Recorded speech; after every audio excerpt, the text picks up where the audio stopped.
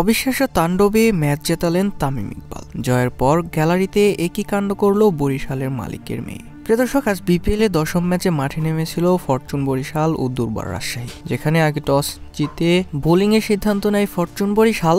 এরপর টস হেরে ব্যাট করতে নেমে 20 ওভারে 4 উইকেট হারিয়ে 168 রান করে দুর্বার রাজশাহী। সেই টার্গেটে ব্যাট করতে নেমে শুরুতে বিপর্যয়ে পড়লেও রীতিমতো তাণ্ডব চালাতে থাকেন তামিম ইকবাল ও কায়েল মায়ার্স আউট হলেও ক্রিজে অটুট ছিলেন তামিম ইকবাল। একাই কুপকাত করেছেন শফিউল তাসকিনদের। 4 ছক্কার বৃষ্টি যেন ঝরিয়েছেন এদিন তামিম ইকবাল। এতে মাত্র 27 বলেই বিপিএল ক্যারিয়ারের 29তম 50 তুলে নিলেন তামিম ইকবাল। 50-র পর যেন আরও বিধ্বংসী হয়ে উঠলেন তামিম ইকবাল, কেননা ওভারে 15-এর উপরে রান নিচ্ছিলেন তামিম। একের পর এক বাউন্ডারিতে অবাক করছিলেন সবাইকে। শেষ পর্যন্ত ছক্কা মেরে দলকে জয় এনে দেন তামিম ইকবাল। ফলে 17 ওভার 3 বলেই 169 রান তুলে ফেলে ফরচুন বরিশাল। 7 উইকেটের জয় নিয়ে মাঠ ছাড়ে তামিম ইকবালরা। আর জয়ের পর গ্যালারিতে রীতিমতো উল্লাসে মেতে ওঠেন বরিশালের মালিকের মেয়ে সহ